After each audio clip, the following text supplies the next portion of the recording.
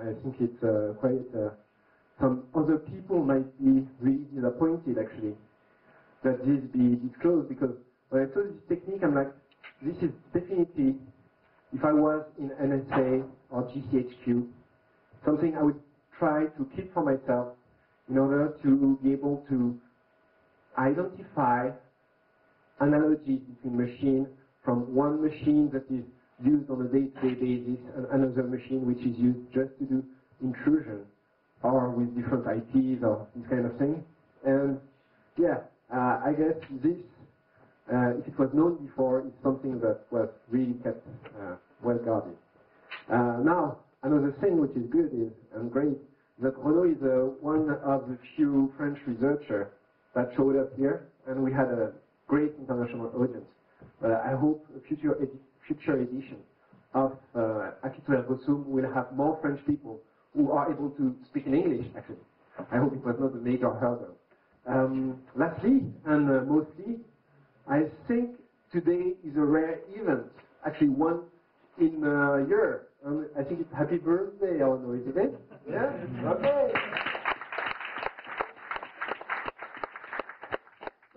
For you. Thank you, Philippe. Just a word about my talk. I will speak in French, but don't be afraid. All the slides are in English, so my talk will be subtitled entirely, okay? Donc, bonjour à tous, je vais vous présenter une petite talk donc, sur le fingerprinting hardware de machine basé sur ce qu'on appelle le clock skewing ou les variations d'horloge. Je vais vous expliquer tout de suite en quoi ça consiste. Juste avant, je vais brièvement me présenter. Donc, je suis consultant en sécurité informatique. Voilà, j'ai une bonne expérience en pentest. À l'heure actuelle, je fais essentiellement de la formation à la sécurité, donc auprès des entreprises, auprès des professionnels. Et puis, accessoirement, dans mon temps libre aussi, je fais pas mal de recherche en sécurité. Voilà. Quels sont un petit peu mes, on va dire mes points forts dans la sécurité? C'est tout ce qui va toucher à l'authentification, à la crypto, tout ce qui est vol d'informations, tout ce qui est protocole zéro knowledge. Voilà, ce genre de choses m'attire beaucoup, donc c'est un petit peu cryptographique, mathématique. Et puis tout ce qui est lié à la sécurité réseau en général. Voilà. Sinon, accessoirement à côté, je fais aussi de la recherche en théorie des nombres, tout ce qui est schémalité, factorisation, cassage de RSA, probabilité. Voilà, alors je vais vous présenter brièvement le principe. Le principe, alors déjà, qu'est-ce que c'est que le clock skewing exactement? En anglais, on parle aussi de clock skew ou de timing skew. Qu'est-ce que c'est le skew? Ben, c'est une petite variation. En anglais, on dit aussi drift, une légère variation d'horloge.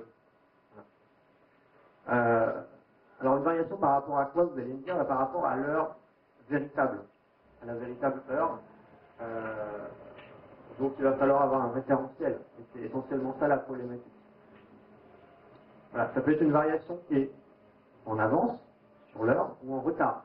C'est-à-dire que mon horloge, elle peut très bien retarder ou elle peut très bien avancer par rapport à l'heure réelle. D'accord? Les montres, anciennement, quand vous portiez des bracelets, des vieilles montres, typiquement, ces montres-là étaient faites pour plutôt avancer dans le temps. Pourquoi? Est-ce que vous savez?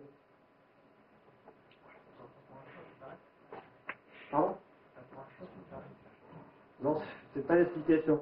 Mais déjà, pour que vous évitiez d'être en retard à vos rendez-vous, il valait mieux que la montre, elle avance plutôt qu'elle recule. D'accord? Comme ça, vous n'étiez pas en retard à vos rendez-vous. D'une part, et puis les montres étaient mécaniques. Et en général, pour caler la montre, qu'est-ce qu'on faisait? Ben, on tirait le petit bouton poussoir de l'horloge, ce qui avait pour effet de l'arrêter. D'accord? Et puis dès qu'il était à nouveau cette heure-là, qu'elle avait de l'avance, on repoussait le bouton et puis la montre repartait. Donc ça permettait de régler l'heure facilement, sans avoir à rembobiner les aiguilles, si je puis dire. D'accord? Donc les horloges mécaniques étaient plutôt faites pour avancer, plutôt que retarder. On a plus ce problème-là au niveau informatique. Donc au niveau informatique, globalement, les horloges avancent autant qu'elles reculent. Voilà. Il y a plus ces contraintes. Alors pourquoi il y a des déviations d'horloge?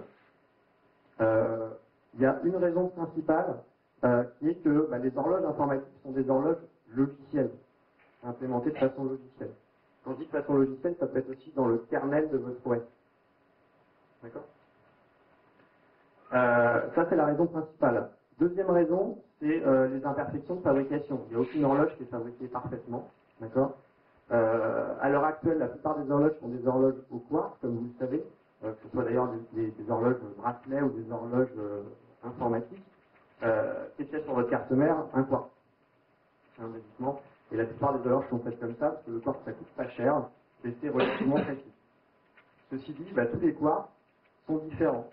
Il n'y a aucun quartz qui est fait comme un autre. Donc les quartz vont avoir des fréquences de vibration différentes, vont être fabriqués un petit peu différemment, même si vous comparez deux quartz qui sont du même fabricant et du même modèle d'ordinateur. Vous allez avoir des différences. Autre chose, il n'y a pas que le quartz. Une horloge, c'est un circuit oscillant, donc il y a tout ce qu'il y a autour du quartz.